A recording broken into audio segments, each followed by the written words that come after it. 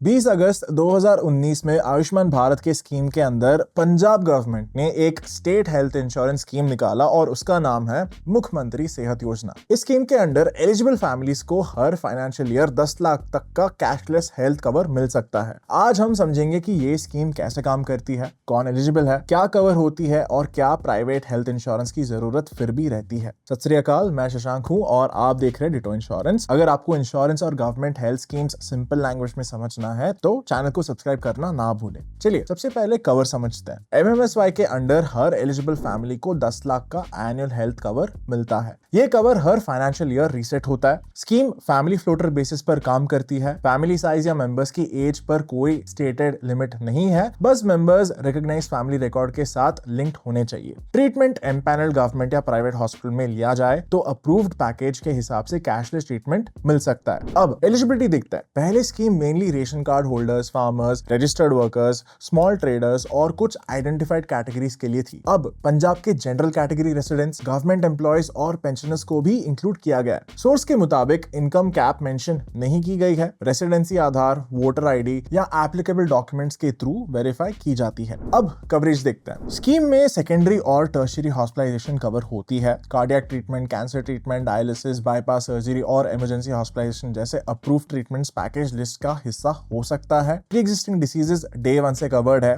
यानी diabetes, hypertension या पुरानी मेडिकल कंडीशंस के लिए प्राइवेट इंश्योरेंस जैसा वेटिंग पीरियड मेंशन्ड नहीं है। लेकिन ट्रीटमेंट अप्रूव्ड पैकेज लिस्ट में होना चाहिए और हॉस्पिटल स्कीम के नेटवर्क में होना चाहिए। Routine OPD consultation, normal doctor visits, fertility treatment, cosmetic procedures और एक्सपेरिमेंटल ट्रीटमेंट्स जनरली कवर नहीं होते इसमें। नॉन एम्पैनल्ड हॉस्पिटल में भी ट्रीटमेंट भी स्कीम के अंडर कवर्ड नहीं होगा, इसीलिए एडमिशन से पहले दो चीजें जरूर चेक कीजिए।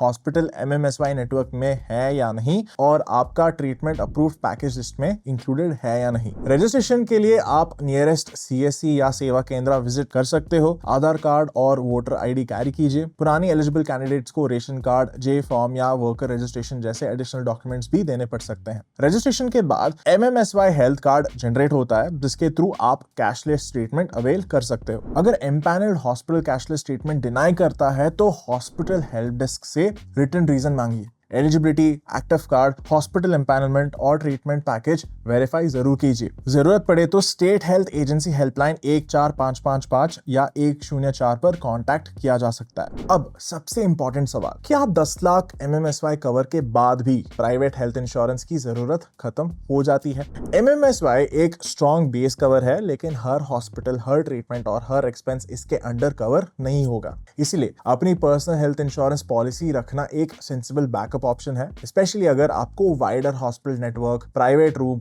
और हायर कवरेज चाहिए। अगर आप कंफ्यूज्ड है कि एमएमएसवाई के साथ कितना प्राइवेट कवर लेना चाहिए तो डिस्क्रिप्शन में लिंक है। डिटो के एडवाइजर्स के साथ आप एक फ्री कॉल बुक कर सकते हो। कोई स्पैम नहीं होगा, कोई सेल्स प्रेशर नहीं होगा। अब वापस आते एमएमएसवाई के फाइनल वर्डिक्ट पर। अगर आप पंजाब के रेसिडेंट है तो एमएमएसवाई रजिस्ट्रेशन डिले मत करिए, फ्री का कवर है। लेकिन हॉस्पिटलाइजेशन से पहले हॉस्पिटल नेटवर्क, ट्रीटमेंट पैकेज और possible out of pocket expenses जरूर वेरीफाई कीजिए। और अगर आपको wider hospital access, private room flexibility या हायर लॉन्ग टर्म प्रोटेक्शन चाहिए तो पर्सनल हेल्थ इंश्योरेंस भी कंसिडर करिए। अगर आप डिसाइड नहीं कर पा रहे कि गवर्नमेंट कवर के साथ कितना प्राइवेट इंश्योरेंस लेना चाहिए तो डिस्क्रिप्शन में लिंक है, हमारे साथ कॉल बुक कीजिए और हम आपको फ्री में कंसल्टेशन दे देंगे। चलिए दोस्तों, मैं आपको मिलता हूं अगली वीडियो में। तब तक हैप्पी इंश्योरेंस हंटिंग।